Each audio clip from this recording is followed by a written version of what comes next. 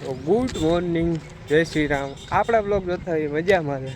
આજે આપણે જઈએ રામને હાલી. આજે આપણે રજા હાલતા થઈ ગયા. આપણે હાલા જતા ત્યાં હળગે છે, તો આપણે જોવા જવાનું છે. હળગે છે એટલે 100% તો ગાડી આવશે, જોજો તમે ઓલાવવા માટે. તો કન્ટિન્યુ રહીજો. આપણે અહીંયા ઘડીક ઉભા રહી, ખબર પડે ગાડી બાડી આવે ઓલાવવા.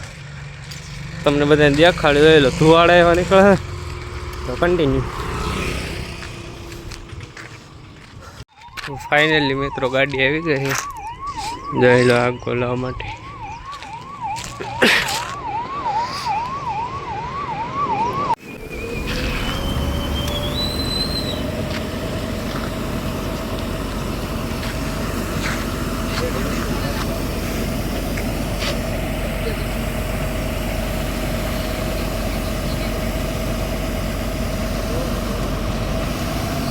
મિત્રો ગાડી આવી ગઈ ઓલાવવા માટે.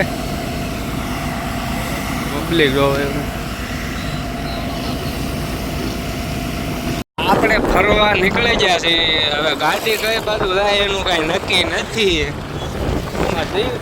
કે આપણે રોગ ઉતારવા જવું હોય 10 મિનિટમાં, તો આપણે નીકળી ગયા છીએ ઘરની બહાર.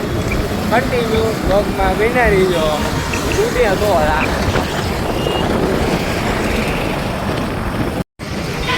તો ફાઇનલી મિત્રો આપણે હાજી ડેમે પહોંચી ગયા. મામા ઉભા નથી નકર હા હાજી ડેમ બાપુ એને ઓલે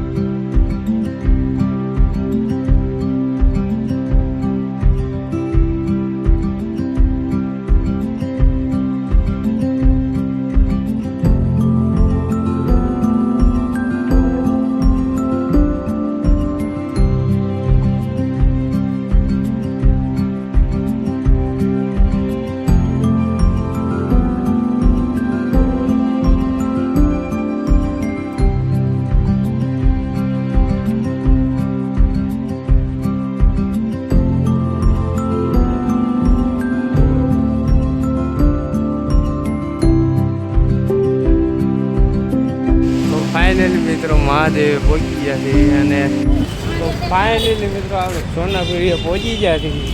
અને મહાદેવ છે, તમે એક વખત દર્શન કરો. મહાદેવ જોવો મિત્રો, આ છે પારસભાઈનો બ્લોગ ચાલુ છે.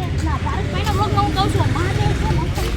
આપણે અહીંયા મહાદેવના દર્શન કરવા આવ્યા. અંદર બધું છે, તો લાડ બધું પબ્લિક માણસો ફરવા આવે. પબ્લિક તમે જોજો ખાલી. પણ હે ને કેવાની મહાદેવના દર્શન કરો, મહાદેવના દર્શન કરો. હવે અમે ફોટા બોટા પાડી લેવી. હાલો કન્ટિન્યુ. તો ફાઇનલી મિત્રો આપણે સોનાપુરીમાં આવ્યા હતા.